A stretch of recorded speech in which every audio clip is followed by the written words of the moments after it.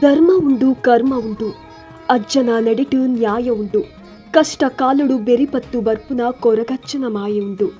ಅರ್ಥಾತ್ ಧರ್ಮವಿದೆ, ಕರ್ಮವಿದೆ, ಅಜ್ಜನ ನಡೆಯಲ್ಲಿ ನ್ಯಾಯವಿದೆ, ಕಷ್ಟ ಕಾಲದಲ್ಲಿ ಬೆನ್ಹತ್ತಿ ಬರುವ ಕೊರಗಜ್ಜನ ಮಾಯೆ ಇದೆ. ಧರ್ಮ ಉಂಡು ಕರ್ಮ ಉಂಡು ಅಜ್ಜನ ನಡಿಟು ನ್ಯಾಯ ಉಂಡು ಕಷ್ಟ ಕಾಲೋಡು ಬೆರಿಪತ್ತು ಬರ್ಪುನ ಕೊರಗಜ್ಜನ ಮಾಯೆ ಉಂಡು. ಇದರ ಅರ್ಥ, ಕೊರಗಜ್ಜನನ್ನ ನೀನು ಮನಸ್ಫೂರ್ತಿಯಾಗಿ ನಂಬಿದರೆ ಸಾಕು. ನೀನು ಕಷ್ಟ ಕಾಲದಲ್ಲಿರುವಾಗ ಅಜ್ಜ ಎಂದು ಕೂಗಿದರೆ ಸಾಕು. ಆತ ನಮ್ಮ ಬೆನ್ನ ಹಿಂದೆ ಓಡೋಡಿ ಬಂದು ಕಷ್ಟವನ್ನ ನಿವಾರಿಸುತ್ತಾನೆ ಎಂದರ್ಥ.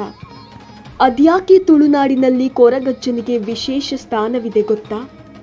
ಕೊರಗಜ್ಜನ ಕರಿಗಂಧ ಹಣೆಯಲ್ಲಿದ್ದರೆ ಸಾಕು, ಅದೇ ನಮಗೆ ಶ್ರೀರಕ್ಷೆ ಎಂದುಕೊಳ್ಳುತ್ತಾರೆ ಇಲ್ಲಿನ ಜನ. ಮಂಗಳೂರು, ಉಡುಪಿ ಭಾಗದವರು ಕೊರಗಜ್ಜನನ್ನ ಅತಿಯಾಗಿ ನಂಬಲು ಕಾರಣ ಆತನ ಪವಾಡಗಳು. ಕೊರಗಜ್ಜನ ಸನ್ನಿಧಾನದಲ್ಲಿ ನಡೆದ ಕೆಲವೊಂದು ನೈಜ ಘಟನೆಗಳನ್ನ ನಾವು ಹೇಳ್ತೀವಿ ಕೇಳಿ.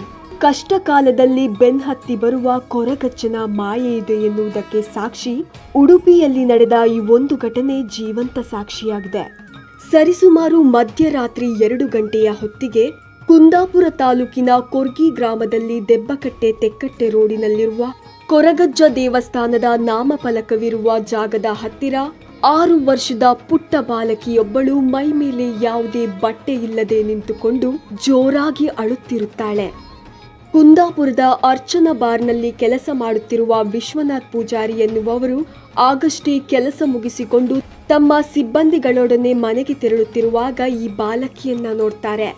ಆ ಹೆದರಿಕೊಂಡಿದ್ದ ಬಾಲಕಿಯನ್ನ ರಕ್ಷಿಸಿ ವಿಚಾರಿಸಿದಾಗ ತಿಳಿಯುತ್ತೆ, ಆಕೆ ನಿದ್ರೆ ಕಣ್ಣಿನಲ್ಲಿ ತಮ್ಮ ಮನೆಯಿಂದ ಸುಮಾರು 3 ಕಿಲೋಮೀಟರ್ ವರೆಗೆ ನಡೆದುಕೊಂಡೇ ಬಂದು ಕೊರಗಜ್ಜನ ನಾಮಫಲಕದ ಹತ್ತಿರ ಅಳುತ್ತಾ ನಿಂತುಕೊಂಡಿರುತ್ತಾಳೆ. ಕಷ್ಟ ಕಾಲದಲ್ಲಿ ಬೆನ್ಹತ್ತಿ ಬರುವ ಕೊರಗಜ್ಜನ ಮಾಯೆ ಇದೆ ಎನ್ನುವುದಕ್ಕೆ ಇದಕ್ಕಿಂತ ದೊಡ್ಡ ಸಾಕ್ಷಿ ಬೇಕೆ?